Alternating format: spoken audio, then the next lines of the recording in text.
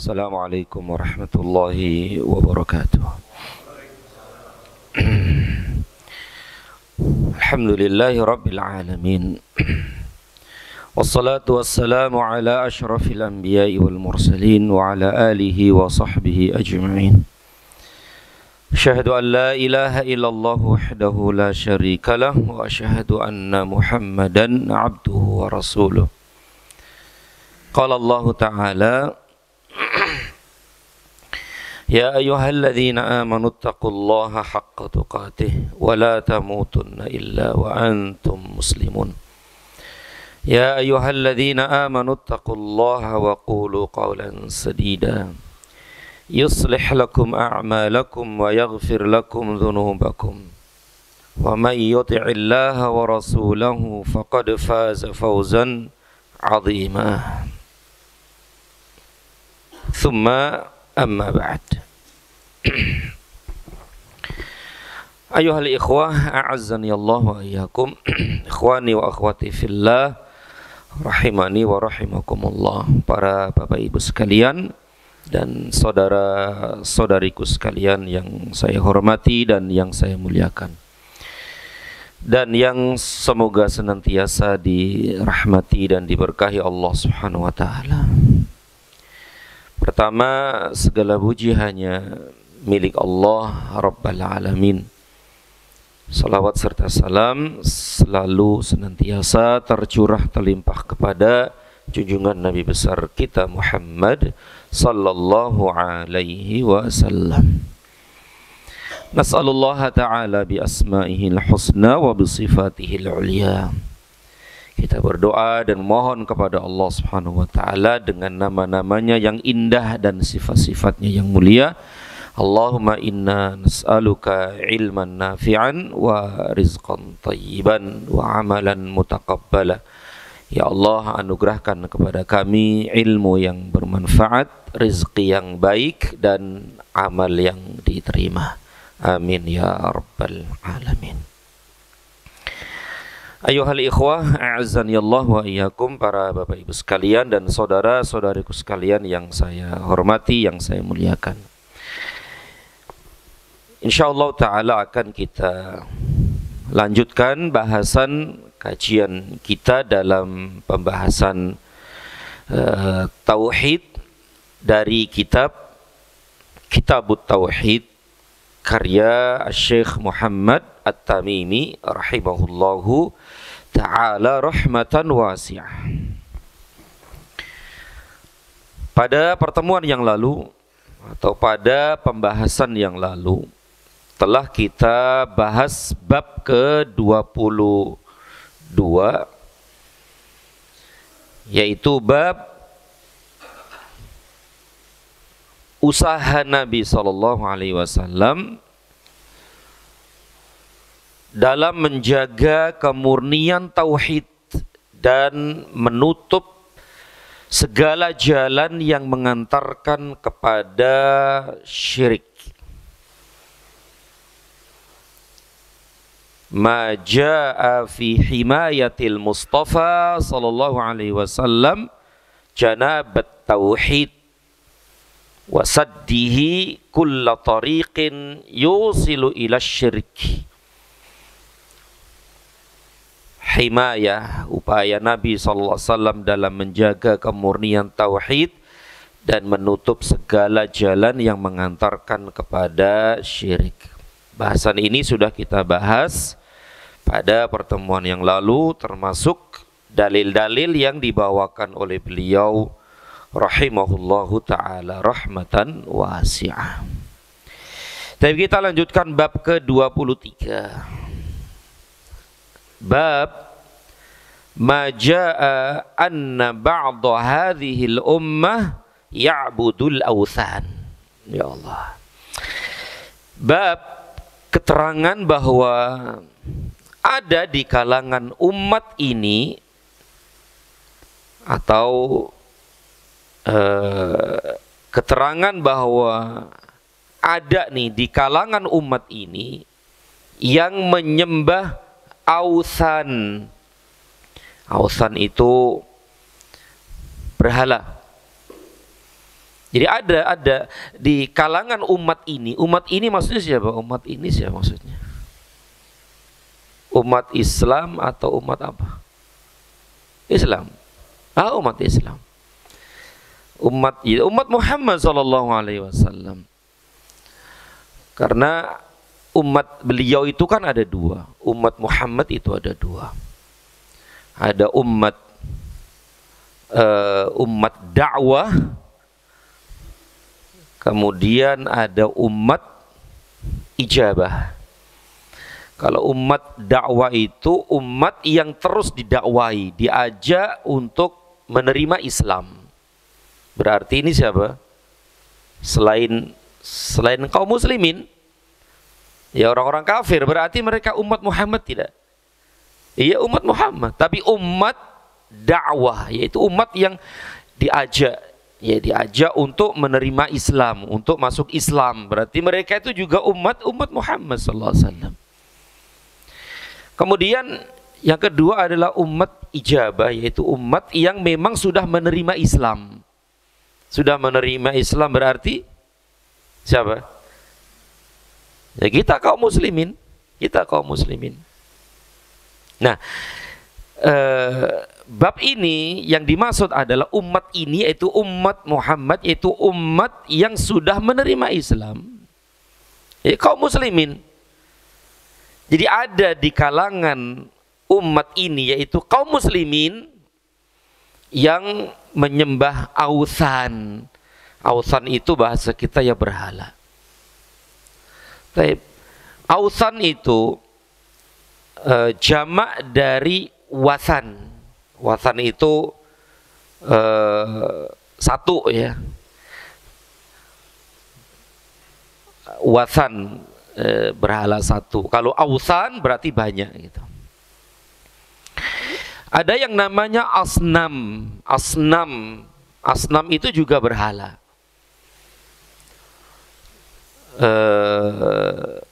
Tunggalnya sonamun satu. Asnam banyak.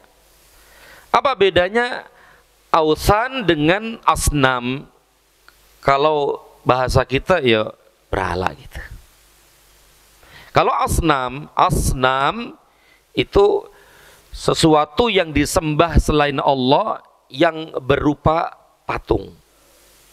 Berupa pahatan-pahatan patung itu.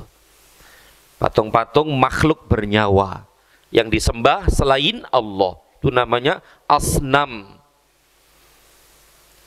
Nah, kalau yang di sini ausan itu adalah sesuatu yang disembah selain Allah, baik itu berupa pahatan-pahatan patung makhluk bernyawa, atau kuburan, atau batu, atau gua, atau apa lagi nih?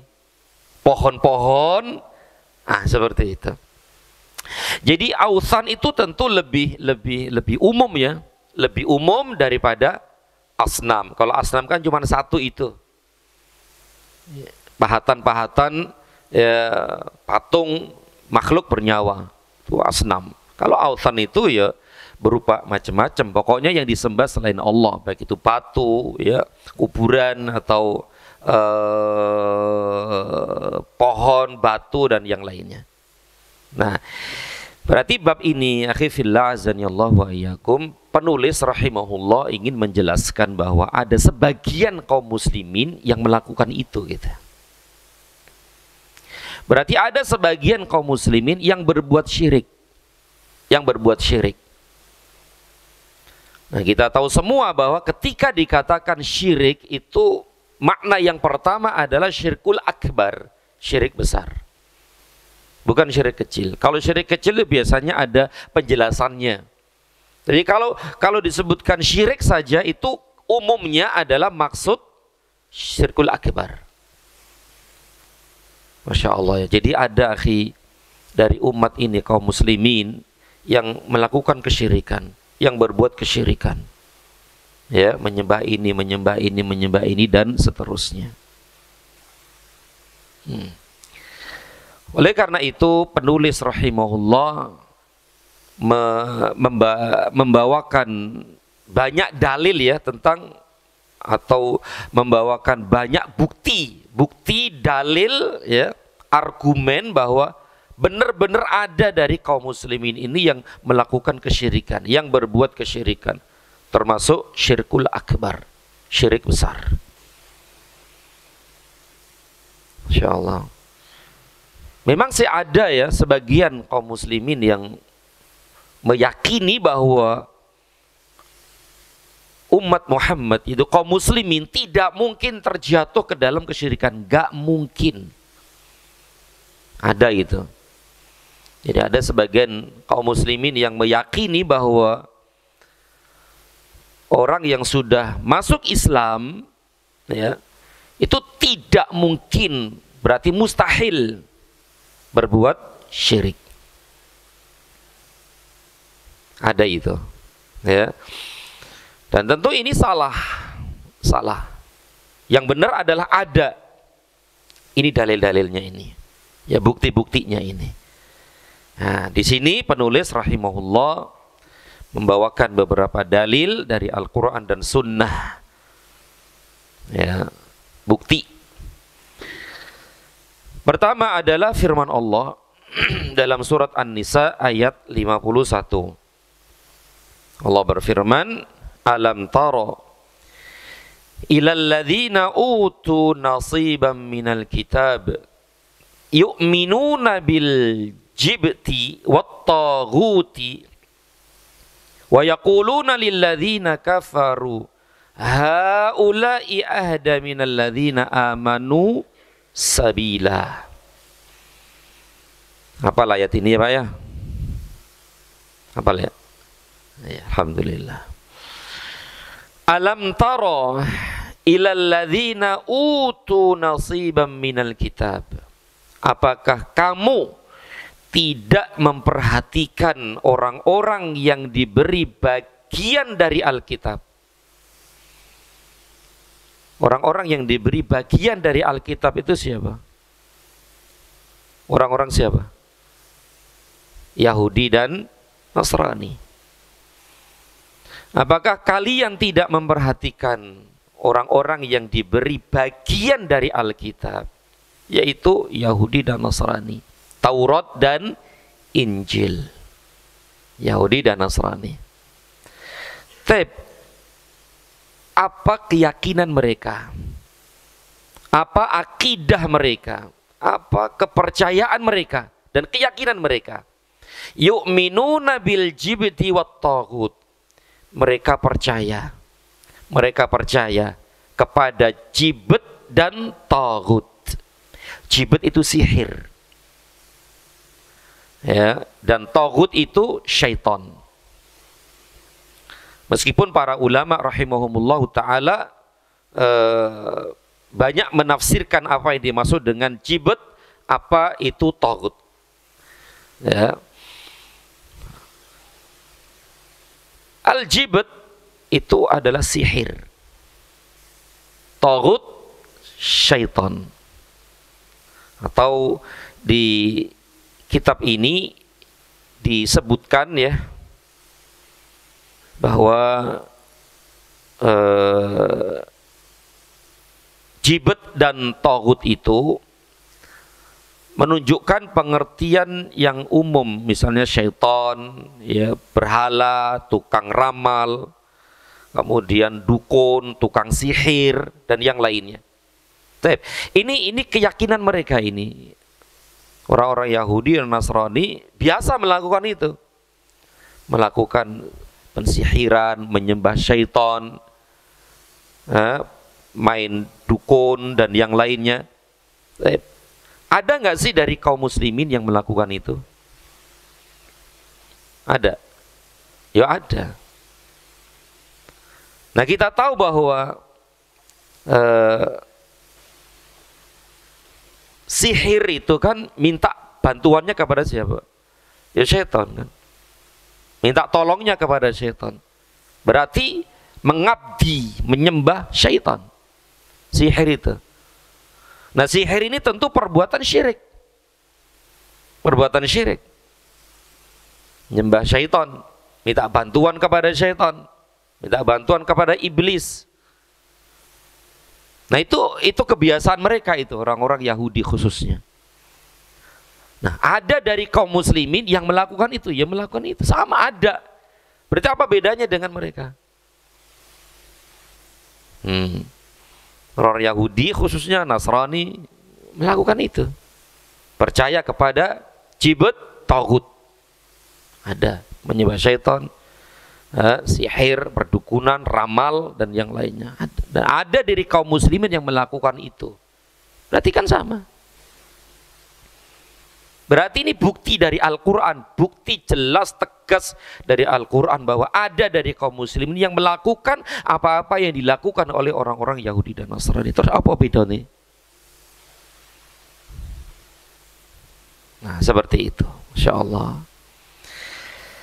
Kemudian wa yaquluna lil ladzina kafaru haula'i ahda minal ladzina amanu sabila.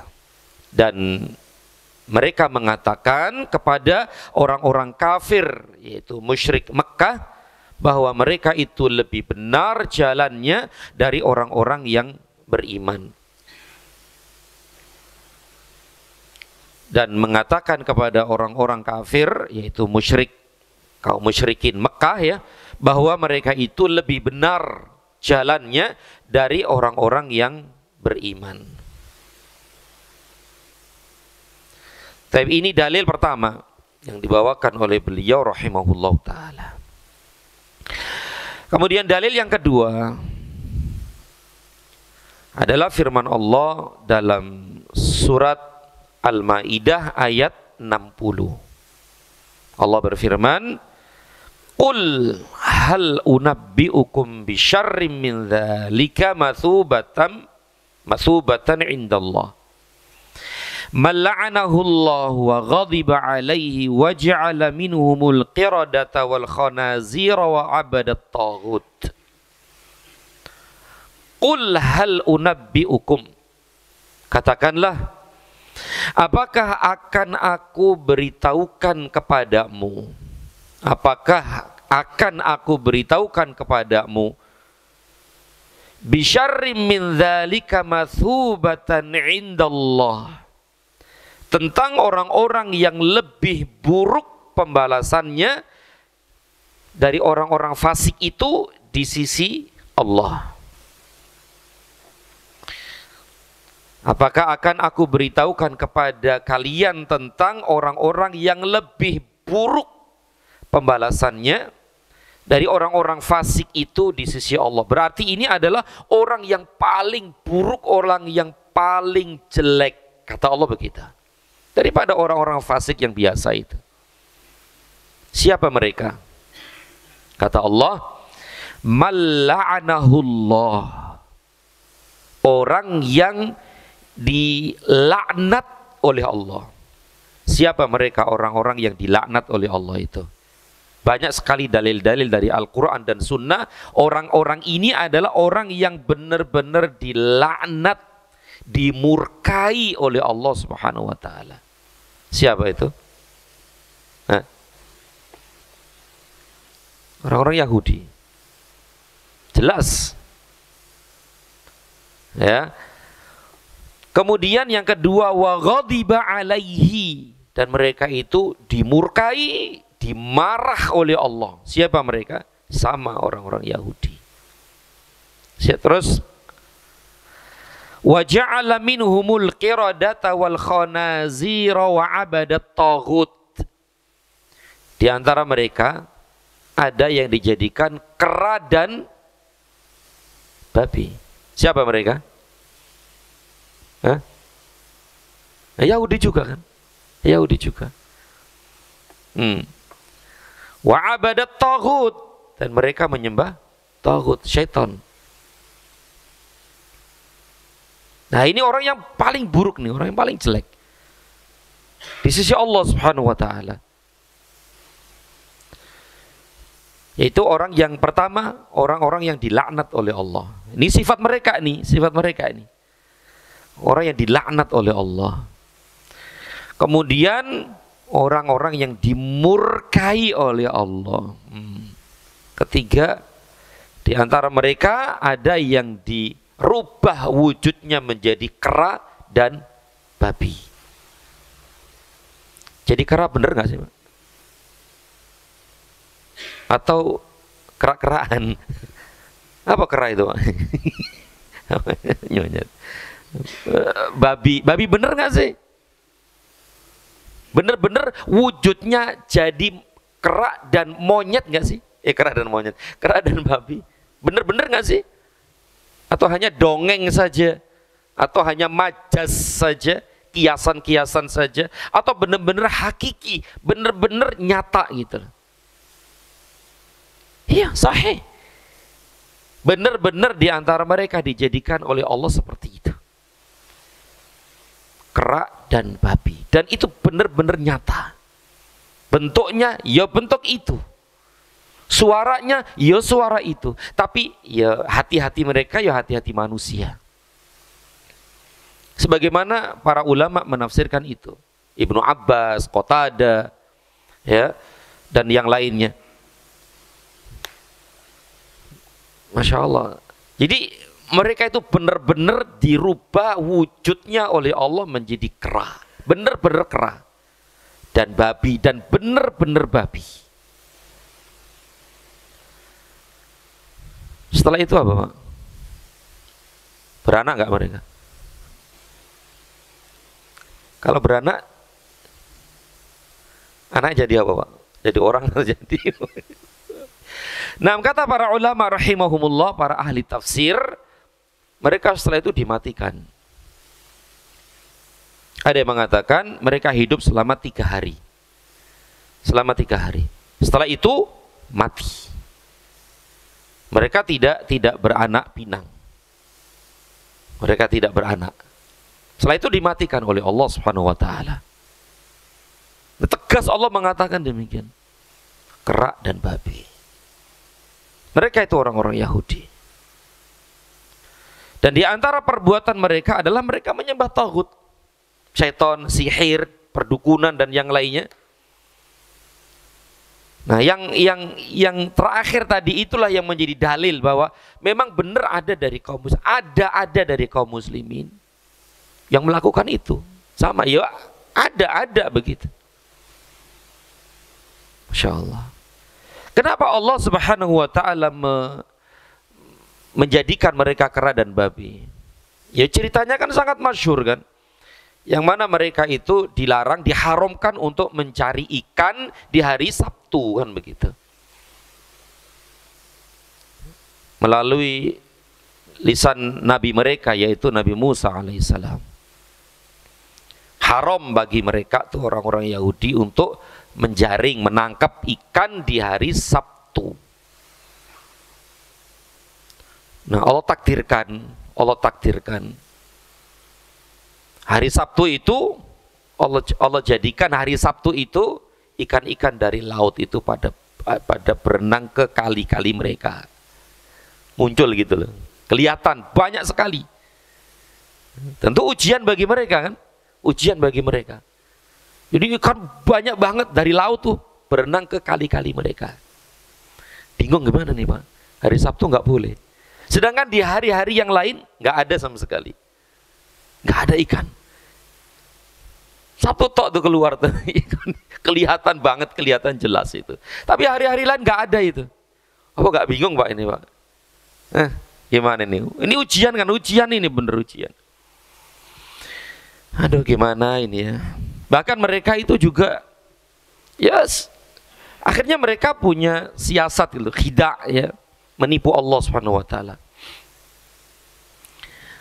Kalau begitu, kita pasang perangkapnya hari Jumat, kemudian diambil hari Minggu, Ahad. Akhirnya mereka ya siasat gitu loh, siasat gitu. Karena kan Sabtu keluar tuh ikan. Makanya mereka memasang jaring-jaring mereka, perangkap-perangkap mereka, atau mereka itu membuat apa yang buat kayak lubang-lubang gitu, Pak ya. Kalau airnya surut, ikannya tertinggal di situ gitu lah. Nah, mereka itu masang itu semua di hari Jumat. Lalu mengambil perangkap-perangkap ikan mereka itu hari Ahad. Bener nggak sih gitu Pak? Bener tapi kan nggak nyari ikan hari Sabtu, kan hari Jumat ngambilnya hari Minggu. Ya sama saja, niat mereka itu kan di hari Sabtu. Niat mereka, tujuan mereka nyari ikan ya bener-bener hari Sabtu kan, bener. Masangnya dan ngambilnya saja selain hari Sabtu. Dikira Allah nggak paham gitu loh, dikira Allah nggak ngerti gitu loh. Tipu daya mereka itu. Allah Maha tahu isi hati mereka dan tujuan mereka. Nah, saking buandelnya kayak gini nih, Allah jadikan mereka kerak-kerak dan babi. Bener-bener suara-suara kerak, suara babi. Kata para ulama, selama 3 hari mereka hidup, lalu dimatikan semua oleh Allah Subhanahu wa ta'ala. Masya Allah ya. Taib. Jadi yang menjadi dalil dalam ayat yang mulia ini adalah firman Allah, wa abadat taghut, ya, mereka menyembah taghut, yaitu menyembah syaitan, ya, menyembah iblis gitu. Ada itu. Makanya ada dari kaum muslimin yang melakukan itu. Berarti sama orang-orang ini dengan orang ini, sama kan begitu. Berarti ada orang-orang dari kaum muslimin yang melakukan kesyirikan, yang melakukan kesyirikan. Ada. Bahkan syirkul akbar. Ya. Syirkul akbar. Syirik yang mengeluarkan pelakunya dari Islam. Makanya di bahasan kemarin itu apa namanya? Pembatal-pembatal Islam. Yang pertama apa? Nah, syirik kan? Nah, itu dia. Berarti ada kan dari kaum muslim melakukan, yang ada gitu loh. Ada. Dan kita ini berbicara hukum ya, tidak menghukumi orang. Kita bicara tentang hukum, bukan menghukumi person, orang, atau siapa begitu, enggak. Ya, kita bicara hukum. Kemudian kita lanjutkan dalil berikutnya, firman Allah dalam surat Al-Kahfi ayat 21. Allah berfirman, qala alladzina ghalabu ala amrihim lanattakhidhanna 'alaihim masjida. Orang-orang yang berkuasa atas urusan mereka berkata, sesungguhnya kami akan mendirikan sebuah rumah peribadatan di atasnya. Sesungguhnya kami akan mendirikan masjid di atasnya. Sebelumnya sudah kita bahas panjang lebar tentang masalah ini. Menjadikan kuburan-kuburan tempat ibadah kan gitu.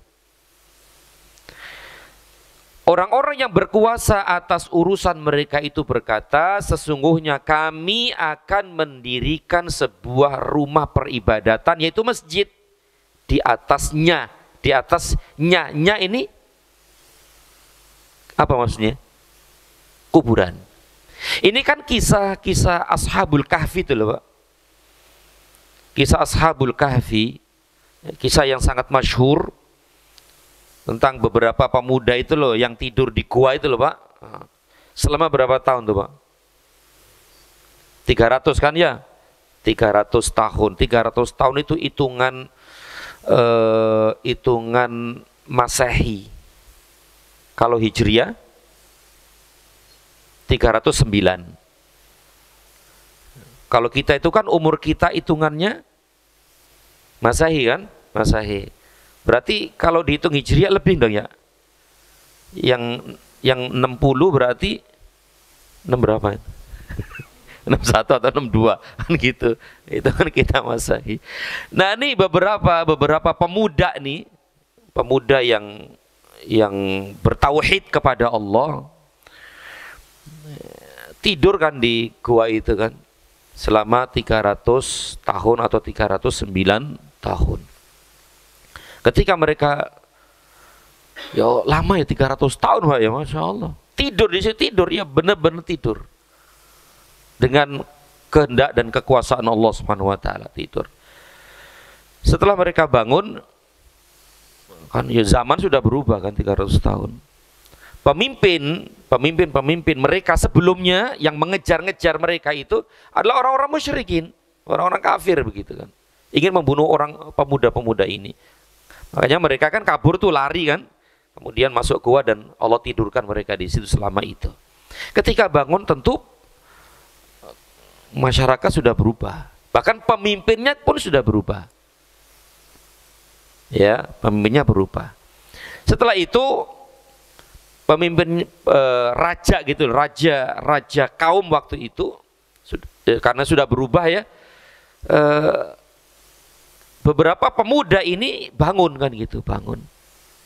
Kemudian setelah bangun mereka, kemudian Allah matikan mereka. Nah, pemimpin mereka itu sebagai bentuk penghormatan kepada mereka, otomatis mereka yang dikubur. Nah, raja mereka, pemimpin mereka itu mendirikan masjid di atas kuburan-kuburan mereka sebagai bentuk penghormatan kepada mereka. Nah, tentu ini di zaman Bani Israel dulu ya, di zaman dulu banget gitu kan. Jadi orang yang berkuasa ini membuat rumah-rumah ibadah, yaitu masjid di atas kuburan mereka. Dan dulu sudah kita bahas masalah ini bahwa orang-orang Yahudi dan Nasrani itu sudah biasa melakukan itu. Orang-orang Yahudi dan Nasrani biasa melakukan itu, yaitu membangun tempat-tempat ibadah di atas kuburan-kuburan orang-orang solih di antara mereka, atau membangun tempat-tempat ibadah kuburan orang-orang solih atau para nabi mereka. Nah, berarti ada nggak sih dari kaum muslimin yang melakukan itu? Ya ada, sama kan? Ya sama. Nah, ini bukti kan jelas nih kan, jelas bahwa ada dari kaum muslimin yang melakukan kesyirikan itu, melakukan apa-apa yang dilakukan oleh orang-orang Yahudi dan Nasrani. Taib. Ini tiga dalil dari Al-Quran yang dibawakan oleh penulis rahimahullah ta'ala. Kemudian beliau membawakan beberapa hadis Nabi SAW. Yang pertama adalah dari Abu Sa'id radhiyallahu ta'ala anhu, bahwasanya Rasulullah SAW bersabda. Yang hadis ini sahih ya, diriwayatkan oleh Imam Bukhari dan Muslim. Sabda beliau sallallahu alaihi wasallam, la tattabi'unna sanana man kana qablakum hadwal qudzati bil qudzati hatta law dakhalu juhra dabbin la dakhaltumuh. Qalu ya Rasulullah al-Yahuda wan Nasara, qala faman. Hadis ini sering kita dengar ya. Kata beliau sallallahu alaihi wasallam, la tattabi'unna sanana man kana qablakum. Sungguh kalian yaitu kaum muslimin akan mengikuti, akan meniru tradisi-tradisi umat sebelum kalian. Kalau umat sebelum kalian ini siapa? Yahudi dan Nasrani. Nabi ini ya Allah menggunakan beberapa ini huruf taukid ya. Latat tabi'unna, lam sama nun. Berarti sungguh-sungguh benar-benar gitu loh. Masya Allah, sungguh-sungguh kalian nih akan mengikuti, akan meniru tradisi-tradisi umat sebelum kalian, Yahudi dan Nasrani.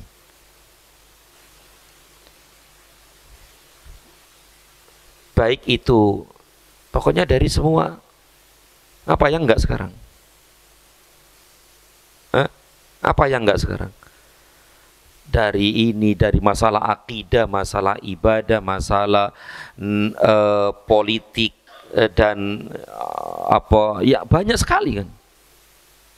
Sebagian, tentu enggak semua ya, enggak semua. Insya Allah. Dan Nabi mengatakan itu, Nabi mengatakan demikian. Dan ini menunjukkan bahwa beliau adalah seorang Nabi dan Rasul. Ya, bahwa akan ada nanti itu ada orang-orang seperti ini, dan ternyata benar terjadi kan begitu. Taib, kata beliau sallallahu alaihi wasallam, hadwal qudzati bil qudzah, bagaikan bulu anak panah yang serupa dengan bulu anak panah lainnya. Berarti percis. Bulu anak panah itu mana, Pak? Yang dipegang itu loh, Pak ya. Itu kan begini kan ya. Ini sama kan? Ini sama ini sama nggak? Hah? Ya sama lah. Kalau nggak sama gimana? Yo, mana ke sono ya larinya ke situ.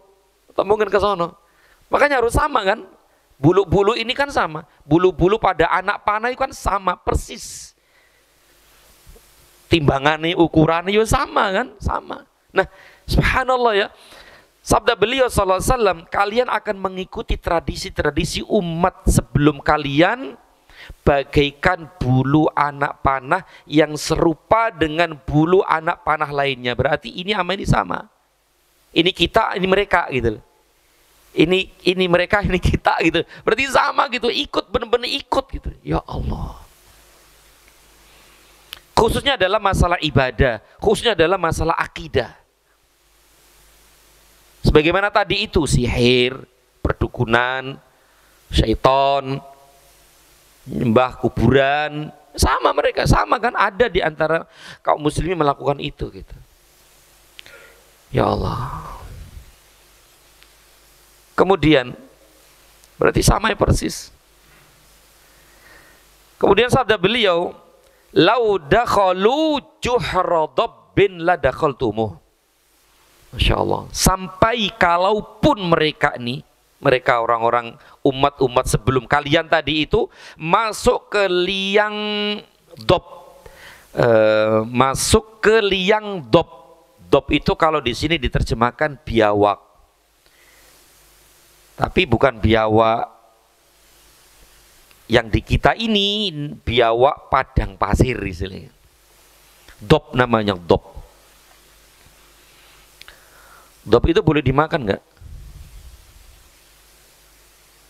Dob, biawak padang pasir itu, iya halal dimakan, boleh dimakan. Kalau biawak kita,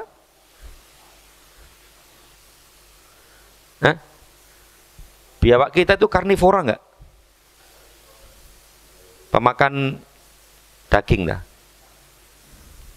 Wallahu a'lam. Itu ada bahasan sendiri. Tapi di sini ya Allah nih, sampai pun mereka tuh masuk ke liang dob biawak sono ya, niscaya kalian akan masuk ke dalamnya juga. Kenapa Nabi SAW mengumpamakan gitu loh, mengumpamakan kok hewannya hewan dob gitu, kok gak kuda, kok gak apa namanya, anjing atau apa, kok dob gitu lah. Kenapa Pak?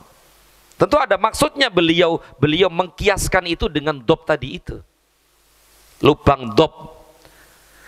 Lubang dob ternyata kalau dicermati, dia itu sempit banget, sempit, pas dengan badannya, bahkan mungkin ya pas banget, kecil gitu dia, lubangnya kecil.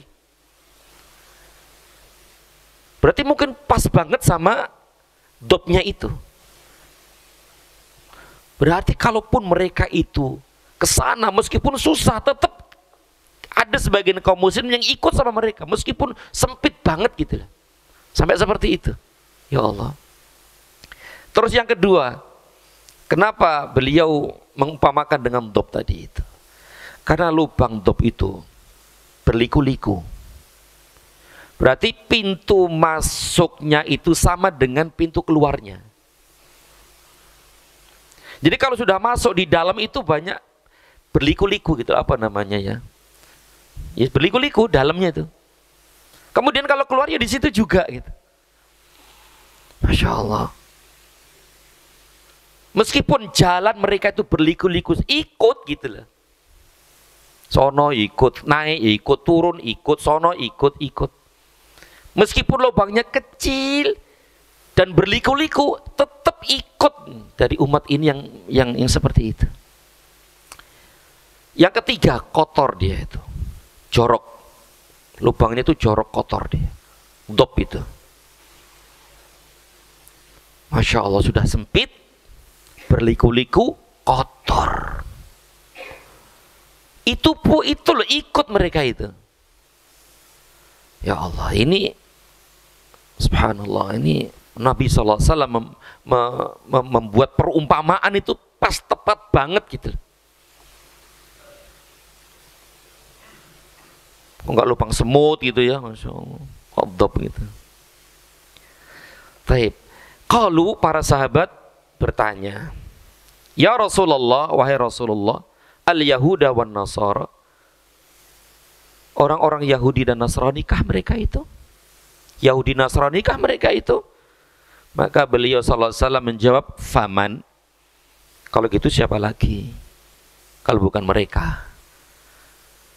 Nah, berarti yang dimaksud dengan umat-umat sebelum kalian tadi itu adalah Yahudi dan Nasrani. Nabi mengatakan demikian karena pertanyaan para sahabat tadi, apakah mereka itu al-Yahudu wan Nasara? Kata beliau, ya kalau gitu siapa lagi kalau bukan mereka?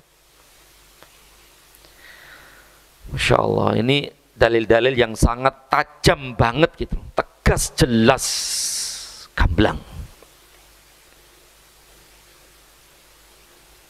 Makanya ini peringatan-peringatan dari Allah dan Rasulnya, jangan kita mengikuti mereka, kan begitu. Jangan sampai mengikuti mereka. Ya, wallahu a'lam bishawab. Masih ada 2 dalil lagi nih, dan dalil yang berikutnya yang cukup panjang ya, hadis-hadisnya. Insyaallah kita baca dan bahas pada jumpa yang akan datang insyaallah taala. Para Bapak Ibu sekalian dan saudara-saudariku sekalian yang saya hormati, yang saya muliakan, barangkali sampai di sini dulu apa yang dapat kita bahas. Yang benar dari Allah Subhanahu wa taala, yang salah dari diri saya dan dari syaitan dan dari sedikitnya ilmu saya, dan semoga Allah mengampuni kita semua. Dan semoga Allah Subhanahu wa taala selalu dan senantiasa mencurahkan hidayah dan taufiknya kepada kita semua, dan melindungi kita dari berbagai macam keburukan-keburukan, baik yang lahir maupun yang batin, yang kelihatan maupun tidak kelihatan. Khususnya semoga Allah Subhanahu wa taala melindungi kita dari kesyirikan-kesyirikan. Amin ya rabbal alamin. Demikian, semoga bermanfaat. Lebih kurang mohon maaf. Wassallallahu ala Muhammad wa ala alihi wa sahbihi wasallam. Subhanakallahumma wa bihamdika asyhadu an la ilaha illa anta astaghfiruka wa atubu ilaik. Assalamualaikum warahmatullahi wabarakatuh.